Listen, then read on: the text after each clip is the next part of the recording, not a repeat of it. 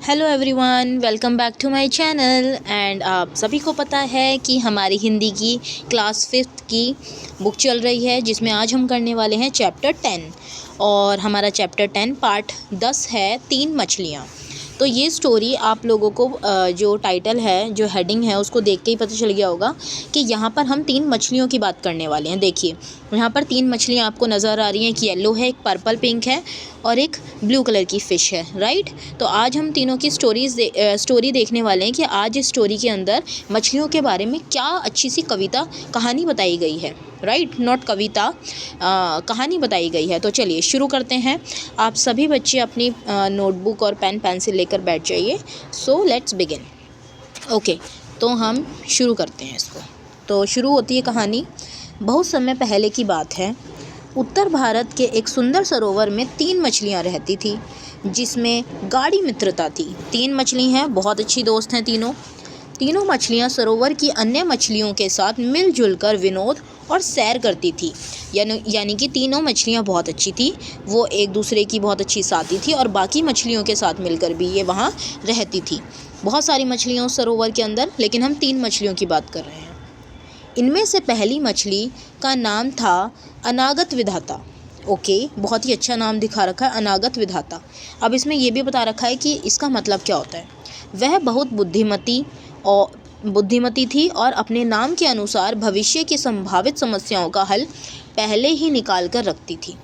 अनागत विधाता का मतलब होता है जो कि बहुत इंटेलिजेंट हो और जिसको लगता है कि आने वाली टाइम में थोड़ी हमारी सिचुएशन ख़राब हो सकती है, तो उसके लिए हम पहले से ही प्रिपेयर हो जाएं।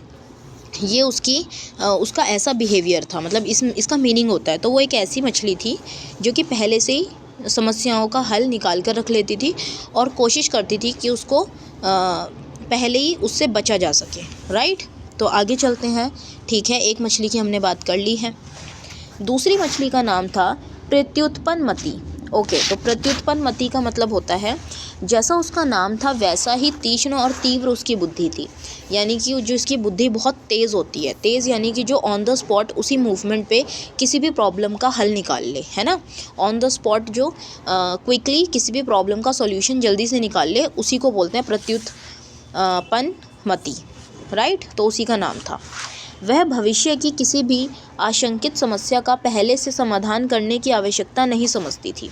वो सोचती थी कि अगर लाइफ में कोई भी प्रॉब्लम है तो ज़रूरी नहीं है कि हमें पहले से उसका सॉल्यूशन निकालना पड़े, हम उसी समय भी तो उसका सॉल्यूशन निकाल सकते हैं। क्योंकि उसकी सूझबूझ इतनी पैनी थी कि वह समय पड़ने पर किसी भी उलझन का हल क्षण भर में निकाल लेती थी। यानी कि वो उसी टाइम ऑन द स्पॉट उसका सॉल्यूशन फटाफट निकाल लेती थी। तीसरी मछली का नाम था यद भविष्य। अपने नाम के अर्थ को वह भी सार्थक करती थी, मतलब उसका जो नाम है वो भी उसके स्वभाव से ही रिलेटेड है। वह किसी भी संकट की संभावना पर ध्यान नहीं देती थी और श्रम और चिंतन से बचती थी। यानी कि वो थोड़ी सी आलसी टाइप की थी और वो किसी भी प्रॉब्लम के ऊपर ज़्यादा ध्यान नहीं देती थी। वो सोचती थी कि ठीक है, जैसा होगा देख लेंगे, टेंशन नहीं लेती थी। उसका मत था कि यत्न करने और सोचने विचारने से कोई लाभ नहीं, क्योंकि जो होना होगा सो होगा ही, सो तो होगा ही। इसलिए सब कुछ भविष्य के भरोसे छोड़ देना चाहिए और निश्चिंत होकर आनंद से रहना चाहिए। वो क्या सोचती थी? वो सोचती थी कि फ्यूचर की टेंशन लेकर अभी से क्यों अपना प्रेजेंट ख़राब करना, राइट। तो हम आज में जीते हैं, कल जो होना होगा वो तो होगा ही। हमारे करने से कुछ रुक तो नहीं जाएगा ना, तो उसको ये लगता था। ठीक है, तो चलिए आगे चलते हैं। आगे क्या होता है, तो ये हमारी 3 मछली हैं जिनके बारे में हम पढ़ रहे हैं और तीनों कितनी प्यारी सुंदर लग रही हैं। आप चाहें तो इसको अपनी नोटबुक में बना सकते हैं, जिससे कि आपकी नोटबुक और भी सुंदर लगेगी। ठीक है, हिंदी की नोटबुक, स्कूल की। ओके, सो आगे चलते हैं। क्या कहा जा रहा है इसमें। एक दिन शाम के समय उस सरोवर के किनारे से अकस्मात 2 मछुआरे निकल रहे थे, राइट। उन मछुआरों ने यह सरोवर पहले कभी नहीं देखा था। इतना रमणीय स्थान देखकर वे सरोवर के किनारे विश्राम करने बैठ गए। क्षण भर में उनका ध्यान पानी में सैर करती हुई मछलियों पर गया। तो यानी कि जब वो मछुआरे थे वो आकर थक गए थे, तो वो एक नदी के किनारे बैठ गए।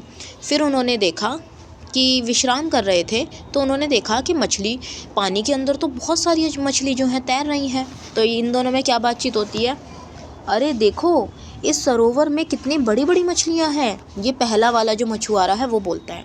तो दूसरा क्या कहता है, हाँ हाँ, और इतनी सारी मछलियाँ एक ही जगह हमने पहले कभी नहीं देखी, ये दूसरा मछुआरे ने बात बोली। तो पहला मछुआरा ने फिर कहा, भाई कल सवेरे हम यहाँ बड़ा जाल लेकर आएंगे और इन सब मछलियों को पकड़ेंगे। ठीक है। दूसरे मछुआरे ने सहर्ष सम्मति दिखाई और दोनों मछुआरे उत्साह से उठकर घर की ओर चल दिए।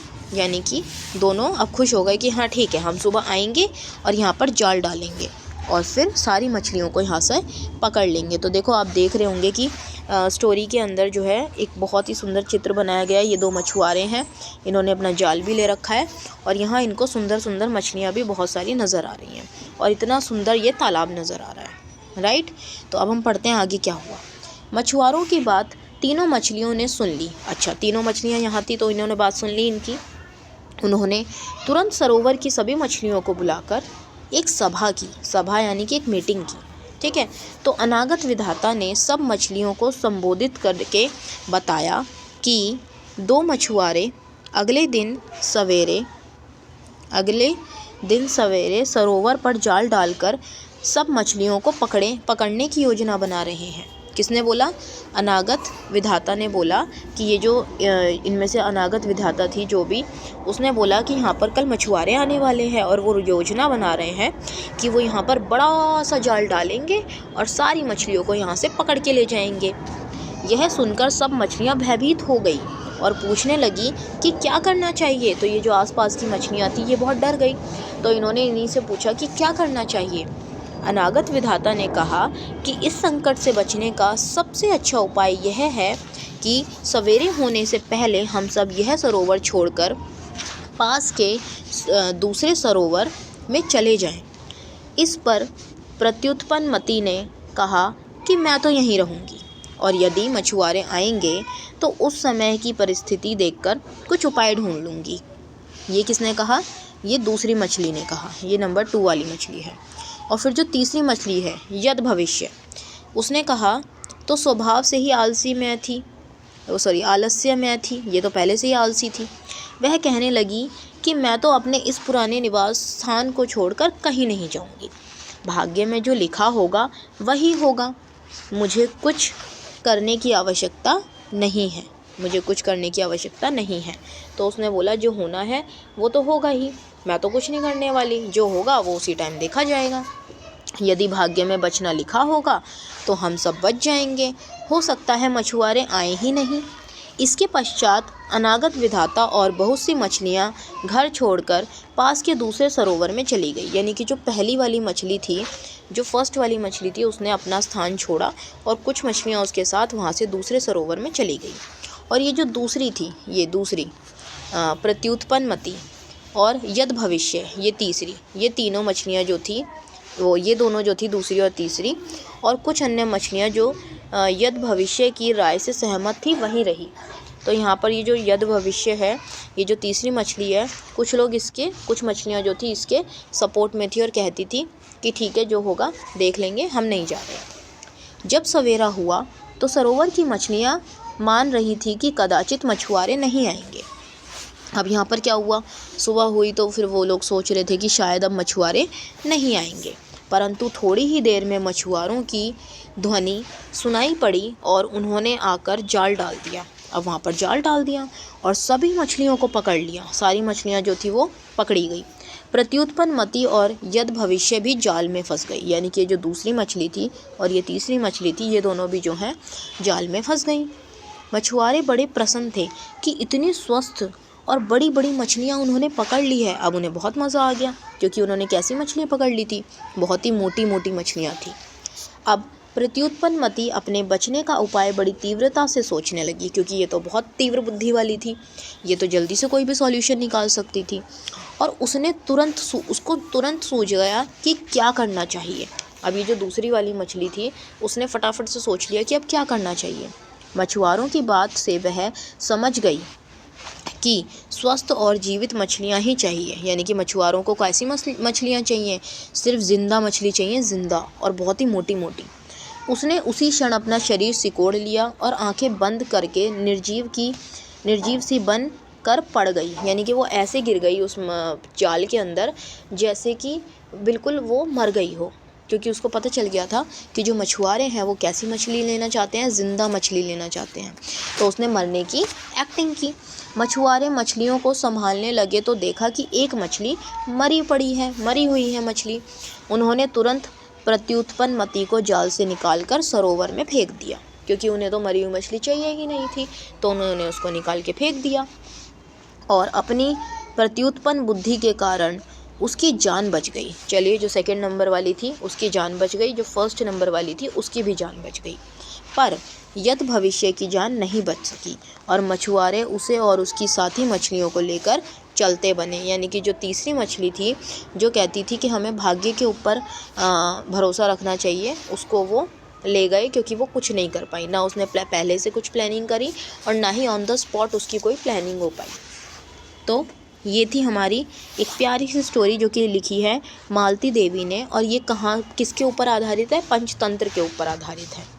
ठीक है, तो अब हम देखेंगे पंचतंत्र क्या होता है। देखिए, मछुआरे जो हैं वो यहाँ पर यद भविष्य को भी पकड़ कर ले जा रहे हैं, ब्लू कलर की जो मछली है यद भविष्य, उसको भी पकड़ कर ले जा रहे हैं। ठीक है, तो अब हम देखेंगे कि यहाँ पर ये जो पंचतंत्र है ये क्या है, क्योंकि पंचतंत्र से ली गई है ये स्टोरी, तो देखते हैं कि ये क्या है।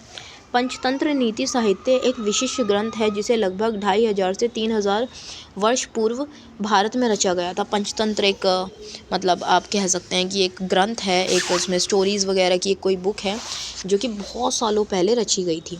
इसके लेखक प्रसिद्ध आचार्य विष्णु शर्मा हैं माने जाते हैं। मतलब पंचतंत्र का निर्माण एक शिक्षण सामग्री के रूप में किया गया था जिसका उद्देश्य बच्चों को रोचक कथाओं के माध्यम से जीवन मूल्य सिखाना था।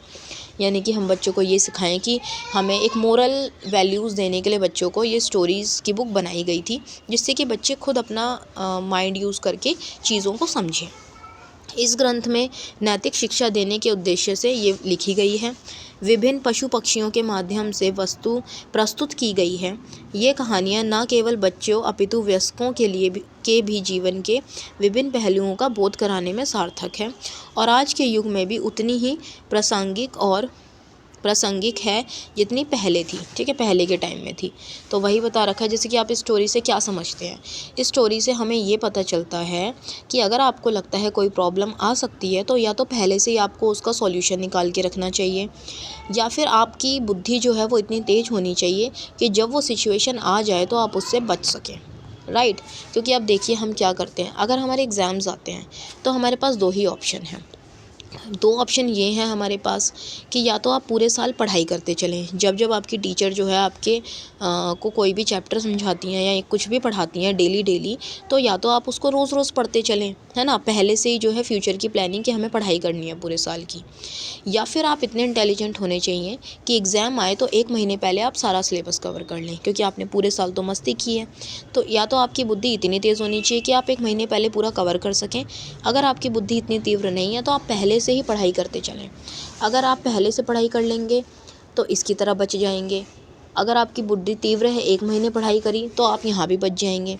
लेकिन ना ही आपने पहले से प्लानिंग की है, ना ही आपका दिमाग इतना तेज़ है कि आप 1 महीने में तैयारी कर सकें। तो यहाँ पर क्या होगा कि आप जो है फंस जाएंगे और आपको जाल में फंसा लिया जाएगा। इसी तरीके से आप यहाँ पर फेल हो जाएंगे। राइट, तो हमें इससे कहानी से हमें यही शिक्षा मिलती है, क्योंकि आप 5th क्लास में हैं तो आपके लिए यही शिक्षा इसमें बताई गई है। तो मैं आशा करती हूँ कि आपको ये स्टोरी बहुत अच्छी लगी होगी। वैसे ये स्टोरी मुझे भी बहुत पसंद आई है, क्योंकि इससे मुझे भी बहुत कुछ सीखने को मिला है। राइट, तो अगर आपको वीडियो अच्छी लगी हो तो प्लीज़ चैनल को सब्सक्राइब करें, वीडियो को लाइक करें और कमेंट करके ज़रूर बताएं कि आपको वीडियो कैसी लगी। Right, okay, thank you. फिर मिलते हैं पार्ट 11 के साथ। Bye bye.